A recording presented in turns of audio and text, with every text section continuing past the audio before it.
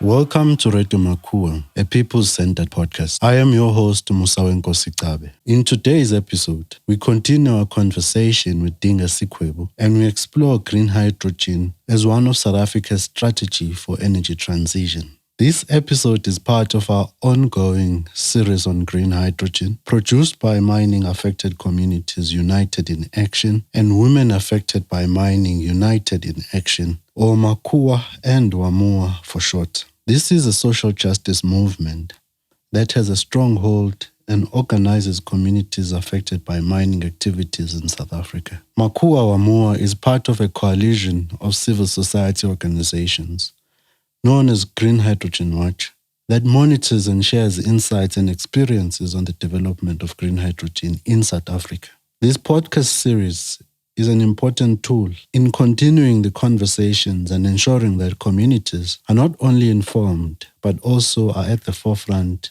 of discussions around green hydrogen and its related challenges.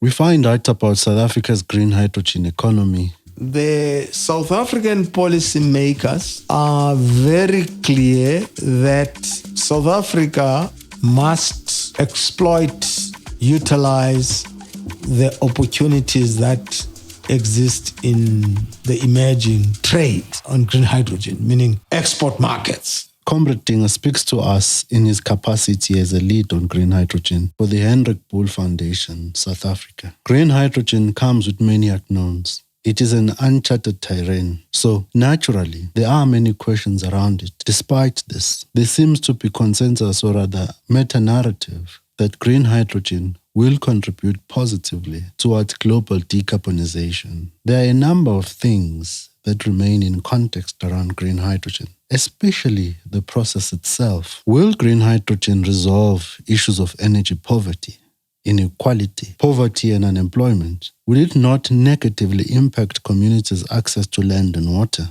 I and Dinga kicked off our conversation in discussing some of these issues by understanding hydrogen as an energy carrier. What is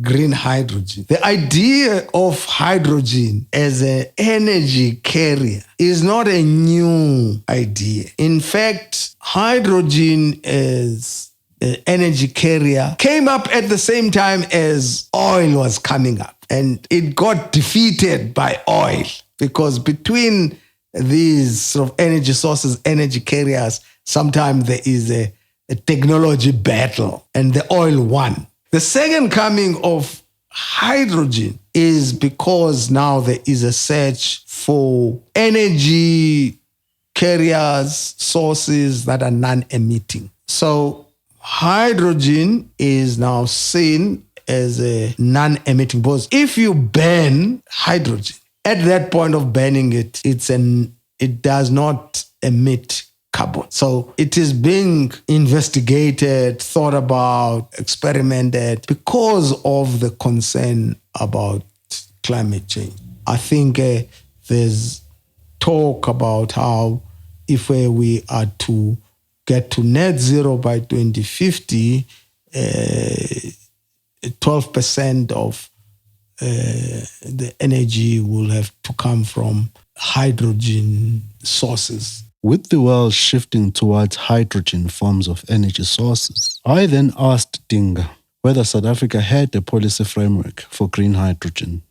South Africa has a green hydrogen strategy, and that green hydrogen strategy was adopted by Cabinet in October 2021, and it was published in February 2022.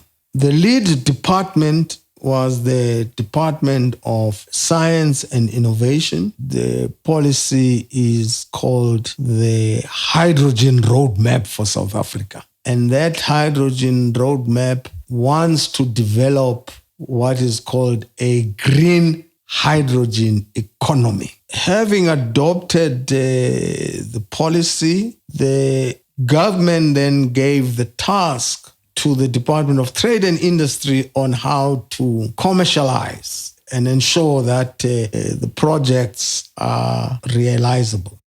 For people who might not be familiar with the policy, can you just take us through what the policy proposes, how this green hydrogen economy will happen in South Africa, for example, on the issue of jobs? The way it is proposed to develop green hydrogen economy in South Africa is that it will have to be developed in hubs where there is a coming together in one spatial area, geographic area of certain industries. So in South Africa, there are certain hubs that have been designated. And Hydrogen Valley as a project is one of the strategic infrastructure project, SIP, in the hydrogen roadmap. So the government has a hydrogen roadmap that says, look, this must develop into hubs, and the Green Hydrogen Valley is a hub where developments are envisaged.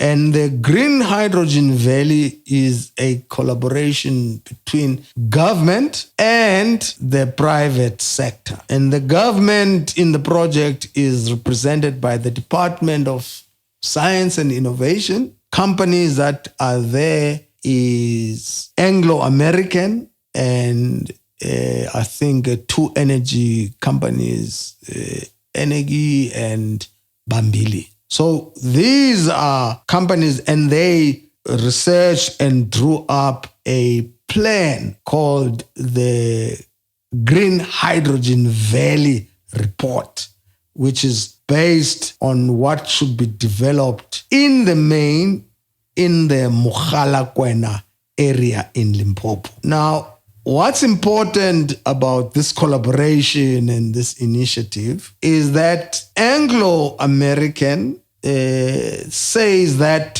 like other companies that I spoke about that are saying they are for an energy transition and mitigating against climate change, they say that they are fleet in the mines. These are the trucks. This is the transport underground, uses diesel. And diesel comes from liquid fuel that's derived from fossil fuel. So they want over time to reduce their footprint in terms of what they emit as a company. And they, therefore, as Anglo-American, are keen on moving their transport in mining away from diesel and use hydrogen. And these vehicles will be fitted with hydrogen fuel cells, and then you would put hydrogen to power. So that's Anglo wanting to reduce its emissions. What is sometimes not said or made too clear is that Anglo, as a mining house that mines platinum, is interested because in the production of green hydrogen, you're going to need something called an electrolyzer. This is what separates the oxygen from the hydrogen so that you are able to trap the hydrogen. Now, that equipment needs platinum. So yes, there is the concerns about climate change. For a platinum mining company, the equipment to be used for production of green hydrogen is platinum. Platinum was used in the main in the production of catalytic converters. And these are components of cars that are meant to absorb the sulfur, which is banned in other markets like the European Union. Up to now, the supply of platinum was going to the production of catalytic converters. With the European Union and other markets shifting to electric vehicles, catalytic converters and the production of them is becoming less viable. And if you take companies like John Matthew in Germiston, that company has closed. It was producing catalytic converters. And the reason given to the workers was the fact that the shift to electric vehicles is making the market for catalytic converters small, or it will become extinct. So John Matthew, NGK in Cape Town, Denica has not closed but has reduced its staff. So Anglo must be looking at where the platinum must go, and the sort of electrolyzer is an important. If you take the Mogalakwena project in the valley in Mogalakwena, the idea was that you'll have green hydrogen production, and that green hydrogen production will go into the vehicles for the mine, but also you'll have the idea was to have an electrolyzer plant, which means that the platinum that comes out of the mine will go into the sort of electrolyzer production or components of electrolyzers. So that's how the Mogalakwena Hydrogen Valley conceived. The criticism against green hydrogen, especially in the global south, has been that it is export-centered or export-orientated. Is this the case with South Africa's policy on green hydrogen? The South African policymakers are very clear that South Africa must exploit, utilize the opportunities that exist in the emerging trade on green hydrogen, meaning export markets. There is also in the plan an argument that this green hydrogen development must ensure industrial capacity and industrialization in South Africa.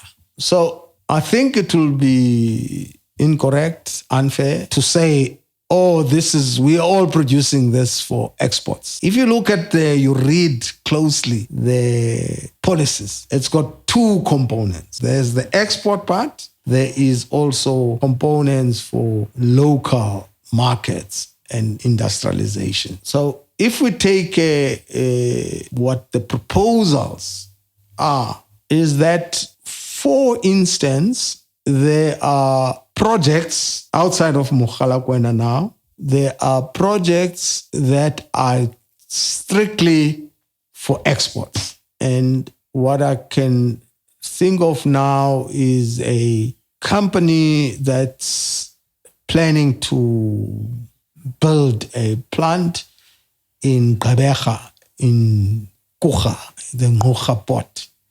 And that company is called Hive Energy. And Hive wants to produce green ammonia. And these are some of the derivatives of hydrogen. And that is for exports. It's situated at the port, and it will be produced, and there will be a customer somewhere. So that's for exports. But there are other plans where, for instance, ArcelorMittal South Africa, which is a steel-making company in South Africa, wants to produce green hydrogen to ensure that they produce green steel.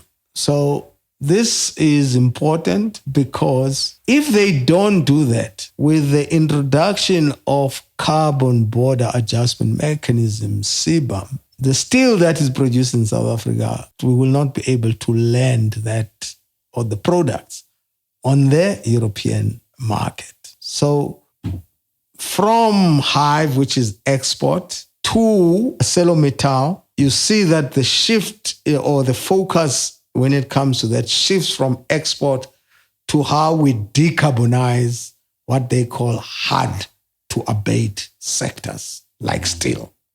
Because in the making of steel, you need iron. You also need coke, which is from coal in the steel making process. So And a few years back, if you had said you could have steel without coal, everyone would have said you're crazy. So hydrogen, in that case, green hydrogen is used for sectors that are called hard to abate. If you go along the line, there are ideas about how, for instance, you could ensure that you produce factories that will make components for the electrolyzer. So it's export, it's hard to abate, it's industrialization. Whether South Africa will achieve all of this, time will tell. But if you read the reports, it's clear that this is the intention. So if you take the Mogalakwena and the Green Hydrogen Valley as a project, in there is the green hydrogen that will be produced there, as it was planned, will be used for the trucks in the mines. Because if you turn those and from diesel to hydrogen fuel cell driven cars, you need the hydrogen to fuel that. So it's not, as I said, for export. Sure. It's a new business model for the company. Picking up from that point, we spent some time in Mogalakwena interviewing people as part of the series on green hydrogen. And one of the issues that came up there was the issue of land and water. What has been your experience in terms of green hydrogen policy and conversation around these two issues, water and land?